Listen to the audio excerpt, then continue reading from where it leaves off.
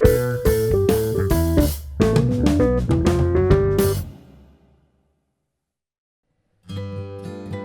my name's Simon Johnson. I live here in Gozo, and I'm from the northeast of England. I've been here almost 5 years now. I went to art college as a young guy, and I went to a place called the Eleanor Street School of Art and did a 2-year foundation course in ceramics.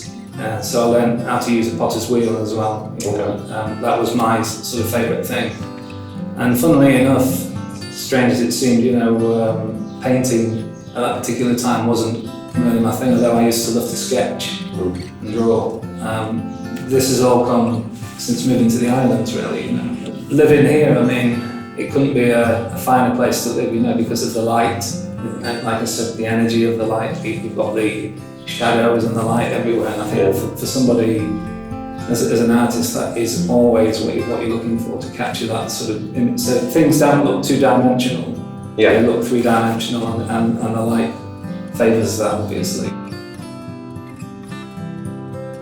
I like to take photography too. Obviously, you're always looking for that sort of photo of light, the energy of the light and the dark when you're an artist. So I think it kind of goes hand in glove. A lot of artists, become photographers as well. Yeah. So you do photography? Yes, yeah. Yes, and I know you do music. Yes, I do music, play piano and the guitar. Cool. And write music too. Yeah, we've had a go a couple of times. At the moment, I'm exploring what they call spontaneous realism again, which is, it was a style invented by a guy called Voka from Austria. And rather than painting things, as I said earlier, with just the fleshy tones, I'm using lots of different colours on the spectrum, the warm colours and the cool colours, obviously, to sort of bring out the features.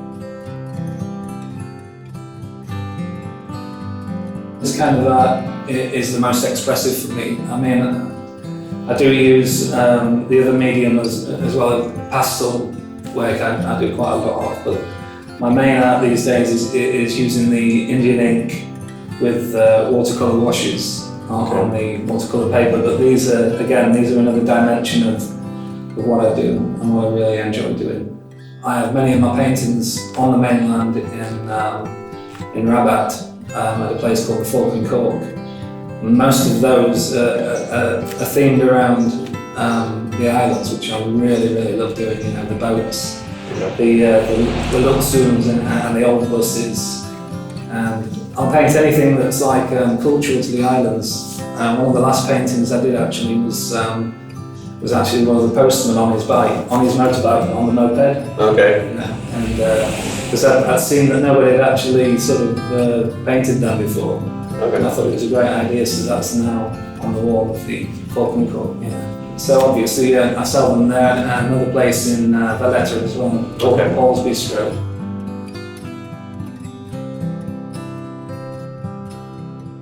My father, he was a diver, a welder and a diver. So all my life has been sort of around Jacques Cousteau and when Jacques Cousteau had the Calypso, which he bought from these islands, which was a Gozo ferry, I believe, at one time. I do remember when it actually came back here to be scrapped. But diving in the great outdoors has always been inspired by my father. I worked in a leisure centre with my wife. We both became swimming teachers, and we taught out in Spain for a while. But then we went back to the leisure centre back in our hometown. And I ran classes for adults, disabled people and children.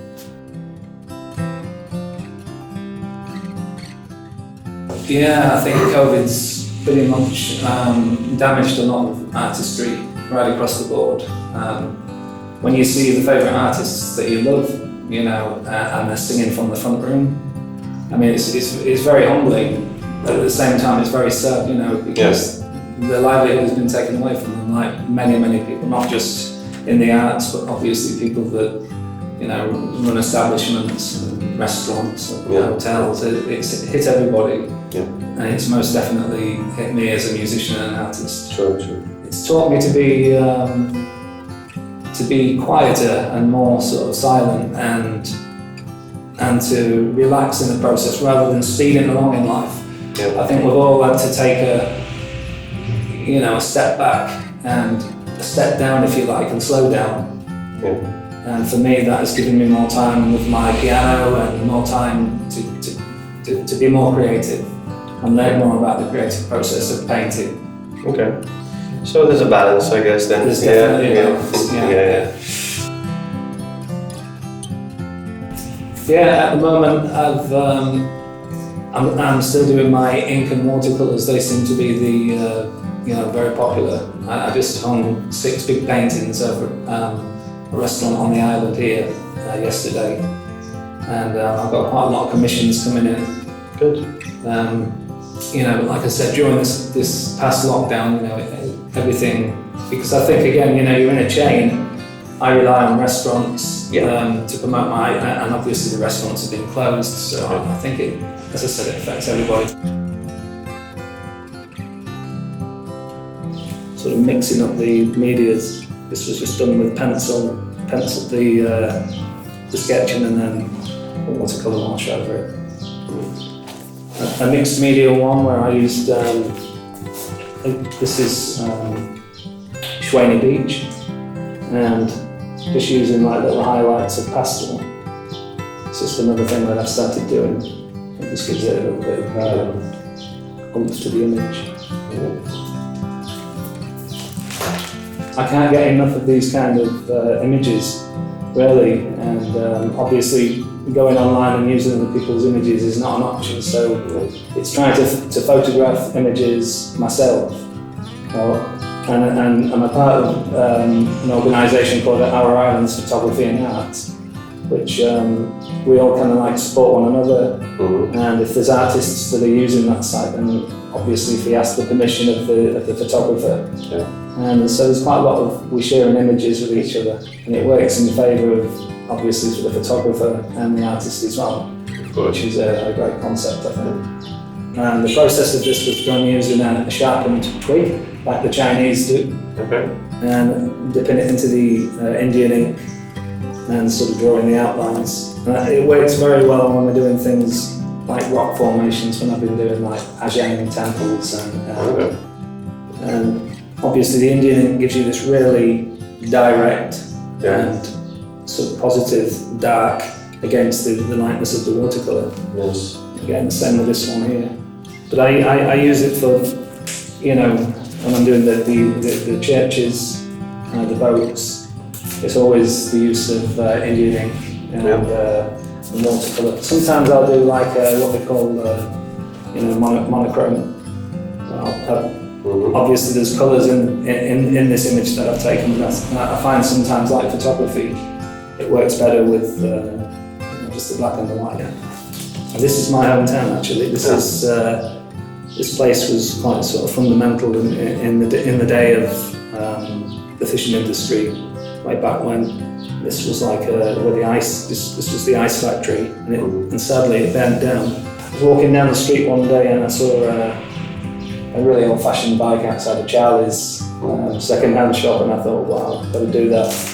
So just sketched that quickly, and some are fun photos. Sometimes I do paint live. Even when I'm painting live, I'll take a camera with me or an iPad, so I can take the image and I don't lose it completely in case somebody moves off the scene. Yeah, true. And, so a mix of both, really. The cemetery in Malta, and your very own. The church. The church. Yeah. What makes me happy? Family more than anything else, and also being in the muse as a musician and an artist.